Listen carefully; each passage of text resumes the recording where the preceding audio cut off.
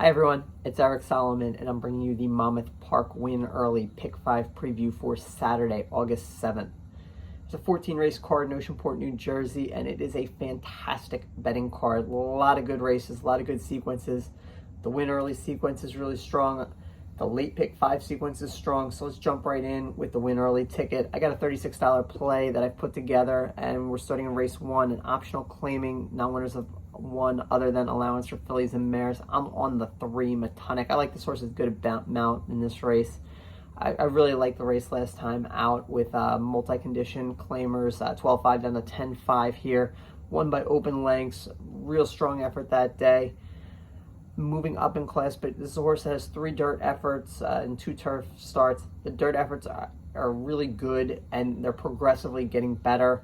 I think this horse has another forward move in her and can get the job done here. Decent odds, 6-1 on the morning line. I'm also going to put 2 horses on the other horses on the ticket. The 7 No Bull Jack, New Jersey bred, never off the board in 7 races at Monmouth, 3 wins, 2 seconds, and 2 thirds. I am a little concerned with her moving to open company. Her open company races at Gulfstream were not good. Now, it was earlier in her career, and so it's a question of, was it not really liking the surface there, or that the open level's just too tough? So it's a little bit of a concern here, but I think she's better than a lot of the horses in this race. Going to leave her on the ticket. And same with the 5 Union Gables. I'm going to draw a line through the last race where she stumbled at the start of Belmont with better horses and just was eventually eased. She's cutting back from a mile on the 16th to 6 furlongs as a daughter of Speightstown. This is probably what she wants to do. Showed promise at 2, so I've seen enough. Pletcher, Paco Lopez, going to put her on the ticket as well. Race 2, one of 2 maiden special weights for 2-year-olds on the card. This one on the grass. I'm on some of the first-time starters here, as the ones with experience don't really jump off the page. The 2 Grooms All Business, FedBiz has been a really nice producer of turf sprinters. Candy Ride Mare, this one should definitely take to the turf. Jorge Duarte for Cold Snack. These are connections that can certainly win early and win first out. The 5 Summary Summerfront, definitely a turf forward pedigree from Mike Deeney. This one has some nice workouts. The 7, going to put them on the ticket, Charging Arrow. Like the connections, Darian Rodriguez, Paco Lopez. This one might not have the most turf forward pedigree, but certainly a decent work tab and certainly could win this. I'm also going to throw in the 8, Just Jeremy. The first start was miserable, did not really showed anything. However, I do see that Freud is the dam sire, so certainly could have a forward move on the turf, especially in turf sprints. You know, horses sired by Freud win a ton of turf races, especially those turf sprints for New York breds, year in and year out. So certainly a horse that 15-1 worth just kind of adding to the ticket. Race 3, this is where I'm going to take a definitive stand. I'm going to leave the 2, the big morning line favorite, Pomtini, off the ticket.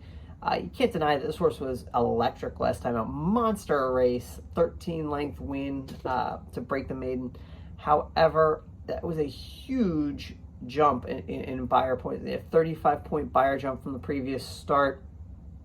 To me, that's just screaming bounce. I'm not certain that she can pull that off again. I think this is a decent field that she's up against for New Jersey bred, optional claiming, non-winners of one other than. I like Taffy Candy a lot. This is a horse that debuted last year, was a visually striking winner, struggled at the break, was away slow, circled the field and powered home to win by over 4 lengths. Again, the race came back slow. Then we didn't see this horse until July. Came back at this level, ran on well, showed interest late to get up for 3rd. I think there's some more speed signed on to this race, which should really help her out. And I think there's definitely a forward move here. Also going to look at the 5 Odds On Dusty Miller. I wrote about this horse in the ITM, Horses to Watch in the newsletter. I really liked her last time out, but you could just tell from the start she was fighting the track, whether it was the track or maybe she just wasn't quite herself that day. She was definitely racing out for the first quarter mile in that slower part of the track that day, and she wasn't keeping up with the field. To me, I can just draw a line through that race. Gets on a fast track. I think will be a little bit closer to the pace today. The previous dirt efforts were definitely strong, the last 2 before that. So I'm going to use those two and hope that we can beat the big favorite there, because when you look at this sequence, I think a lot of people are going to be using Pontini as a single, especially with the maiden special weight races there. So if we can beat her, I think that certainly opens up this play to really pay. Race 4, maiden special weight. I like the two with experience, Miss Yum Yum and Dream Peaceful. Miss Yum Yum for Jerry Hollendorfer, New Farm, ran well in maiden special weight company last time out. Drew the rail that day, draws it again here, which is not perfect, but certainly held her own that day. I like her coming back here. I also really like to see that this horse, after her debut, showed a big time improvement in her workout. It was a 47 and change bullet work the other day, best of 30. She really wasn't showing that before, so that to me tips that she might be ready to run a big race here. Also going to use the 4, Dream Peaceful. This one was second in a 3-horse photo in Maiden Claiming Company. The 3rd place finisher there, who was just behind her, came back to win last week, Kingdom Queen. So Dream Peaceful certainly came out of a live race. And honestly, in terms of speed figures, that race was just about as equal as the race that Miss Yum Yum's coming out of.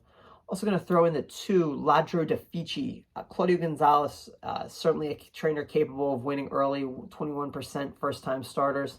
This one has a decent work tab, and certainly in a race where a lot of the trainers are definitely not win first asking trainers. They just typically, use these races for education for their horses before they're really cranked up. Claudio Gonzalez, on the other hand, certainly has them ready to go. And that gets us to race 5. And this little hiccup in this race, when I downloaded the PPs on Wednesday and started handicapping this card, really liked Our Destiny. I thought this horse could be lone speed, likes the track.